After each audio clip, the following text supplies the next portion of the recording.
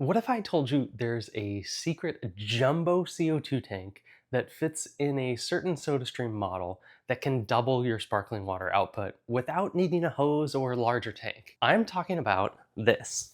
Oh, this is a 2-pound tank that holds around twice as much CO2 as the standard SodaStream tank, yet it fits in a discontinued older SodaStream model. So today I'm going to show you how I discovered the secret tank, how I made it fit into a SodaStream machine, and show you if it's as powerful and efficient as the more modern SodaStream machines. So a while back I was wondering if there was some sort of middle ground between the standard 60-liter tank that's about a pound and the 5-pound tank that I use to have a direct connection into my Terra.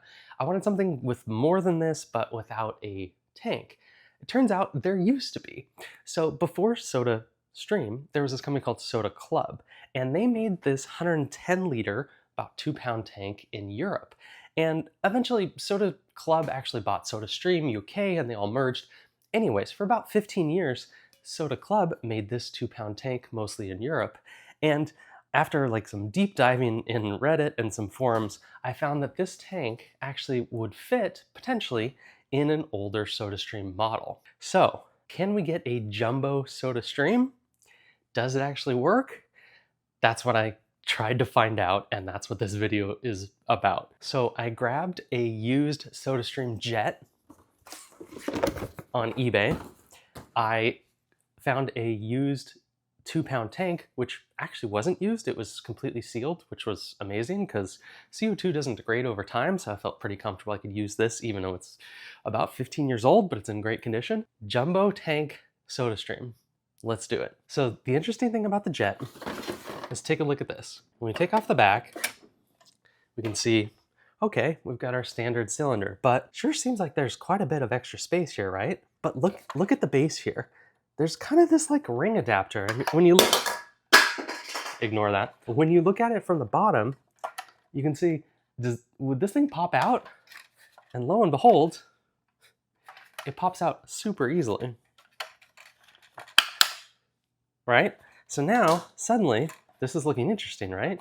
We've got our standard 5/8 thread at the top, and now we have a much larger base. So all I had to do was this. And voila. Look at that. Fits perfect.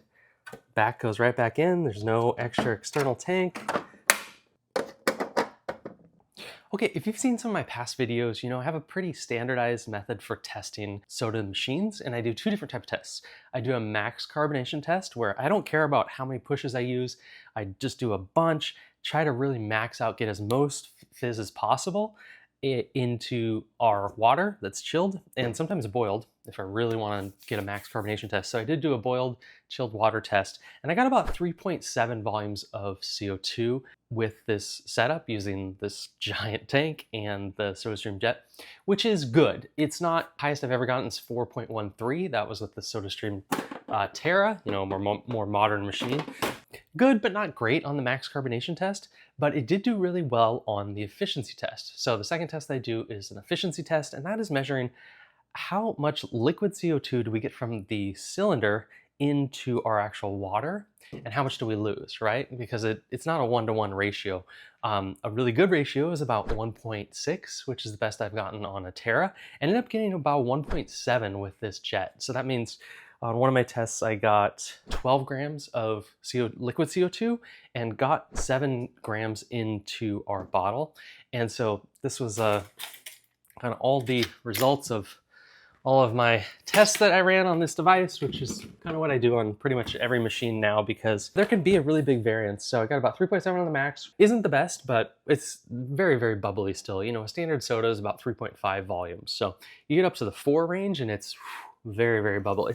1.7x on the efficiency is a great number. 1.6 is I think the lowest I've gotten, and lower is better in that number. So it did really well on the efficiency. Only cons on this setup, the max carbonation wasn't as much. The other con is just it doesn't have the newer bottles that are dishwasher safe. And the bottle that came with it on eBay, oh, that's a good note. You know, this machine was great, never been used, but the bottle expired in like 2022. So make sure you toss any bottles that are expired. And luckily I had some newer SodaStream ones that are the screw-in. This is an older screw-in model. It's not the quick connect, so, or quick lock of the newer SodaStream system. So that's kind of a con, you know, no dishwasher bottles. I mean, the obvious big pro is, you know, double capacity in the tank. And that's just cool because it's just nice to think like, especially if I want to make a large volume of soda water, this would be great just to crank out, you know, if I've got 10 of these bottles, just crank out a ton of soda water pretty quick and not have to worry too much about the tank size. So it's a neat setup. It's also cheap. Honestly, it's a plastic like all the modern SodaStreams, but it's like 2005 plastic. It's more durable. It feels more solid. You know, the design isn't as sleek and whatnot. So yeah, so that's, I'd say, a pro as well. So here's the deal. SodaStream, Pepsi, they don't really want you exploring these type of setups.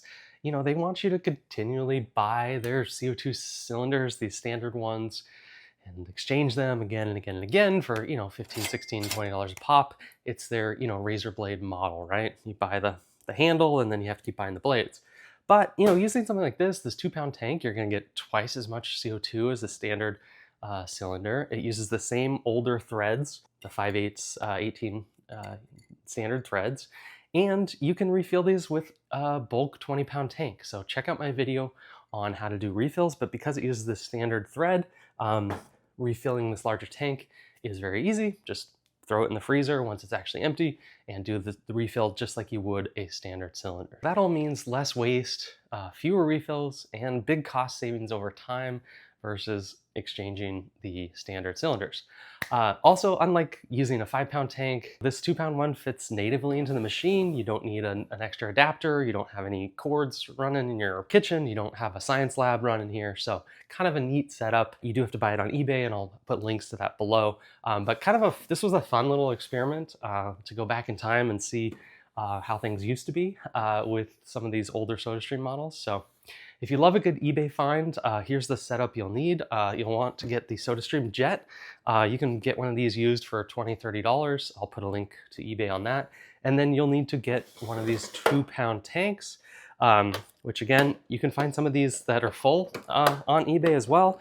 One note of caution on the 20-pound, or these older tanks, I would take it to a fire safety store or your local air gas and make sure to get the tank recertified. So have a professional actually recertify the tank, especially if it's been used before.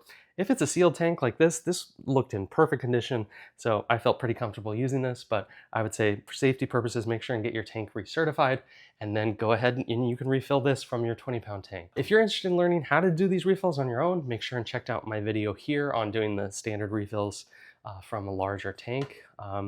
That's it for this one. This was fun. Thanks for watching, and remember to stay bubbly.